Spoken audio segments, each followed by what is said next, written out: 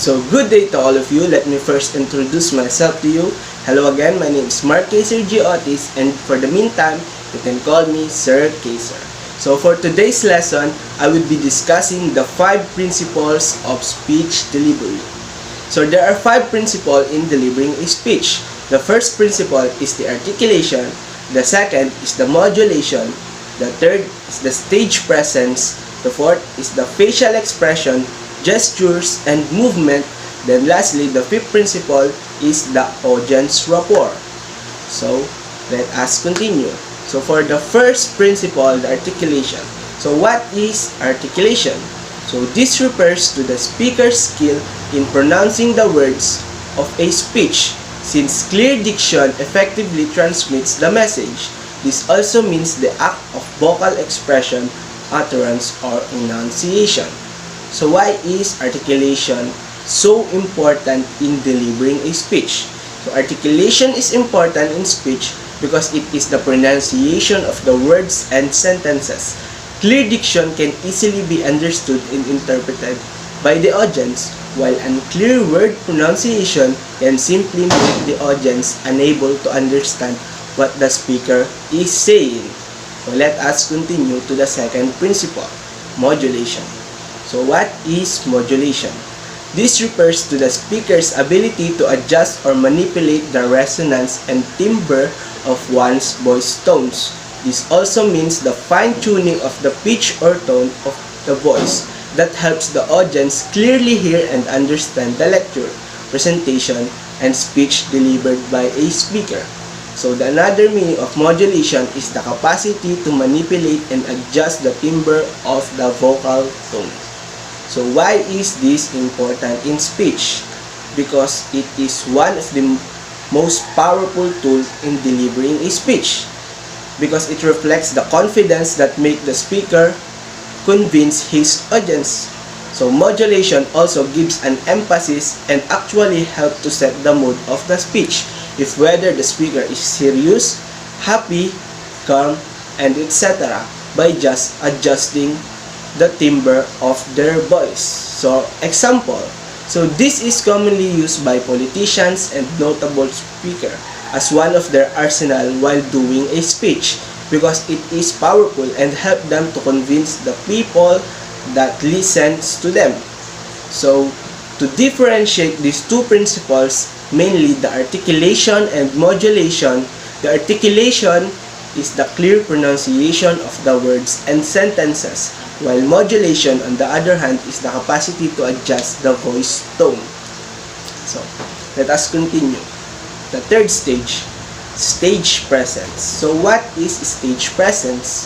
So, this refers to the speaker's ability to own the stage, filling it with one's personality and projecting it to the audience or the group of listeners.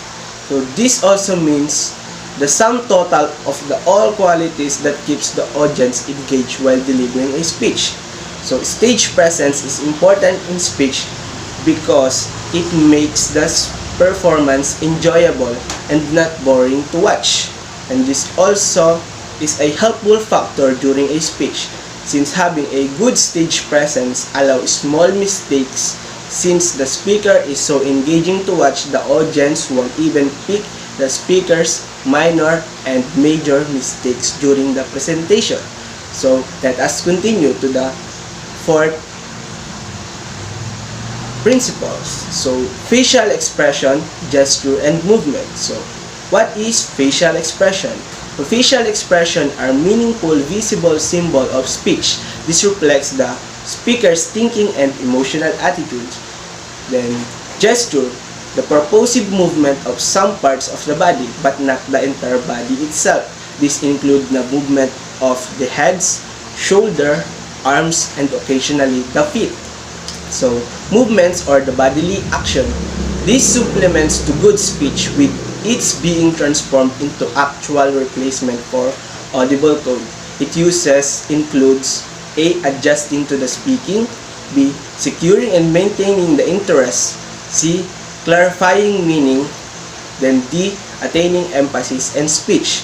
So for facial expression, gesture, and movement, they are important in speech because first, the facial expression First helps to build the connection with your audience, then it shows sincerity and credibility to the message, and it also conveys the feeling of the speaker. Facial expression helps reinforce the words and sentences that the speaker is saying, further conveying the message to the audience.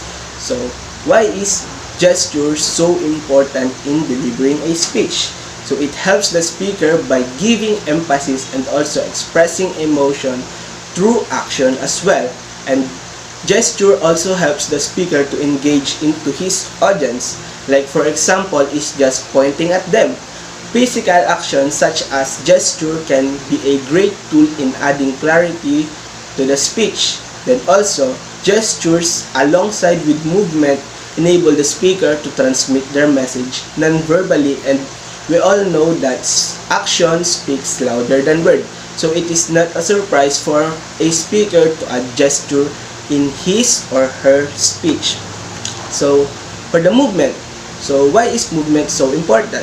So this is important because it adds drama to the speech and it breaks the monotony of where the speaker is standing. A speaker who stays in a single position is really boring to watch, let us admit that. And we know that it is not a good thing in speech. The audience must always find the speech interesting for them to continue to whoever is speaking in front of them. So let us differentiate these three from one another. From movement, as some people find these two very confusing, the movement and gesture. Gesture is the movement of the limbs such as the arms, shoulder, fingers, and occasionally the foot, while the movement is defined as the movement of the speaker from one place to another. So lastly is building rapport or the audience rapport. Building rapport is the name given to the process of creating an understanding and harmonious bond between yourself and someone else. Good rapport ensures that the message will actively listen to.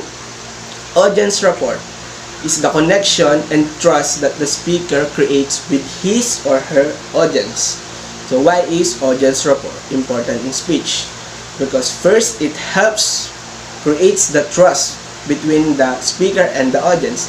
Then second is heighten the engagement between the speaker and audience.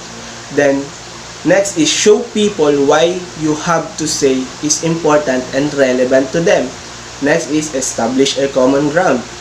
Then helps you connect at a human level, not just an intellectual one. Then next is being able to have a connection with your audience. The speaker can easily observe the audience, whether they are still interested throughout the presentation. Using this observation, the speaker can easily adjust the presentation to cut back the attention of the audience again. Then, building rapport with your audience, you can use the following techniques. First is you can use humor in the opening minutes of the presentation to break down the barriers and put the audience at ease, but avoid to bring offensive jokes. Then next is focus on the audience and their understanding rather than yourself. Next is read the audience. Throughout your presentation, you want to be picking up on cues that the audience is giving. This includes body language, laughter, vocal feedback, note-taking, and interaction. Next is be intentional about your opening. Where you stand on the stage, have open body language, smile, be clear in your opening sentence, and trust that you have something to bring to them. So, to sum it all up, then again, my name is Caesser, Otiz, and thank you for listening to me. I hope you enjoy our lesson, and I am hoping to see you again soon.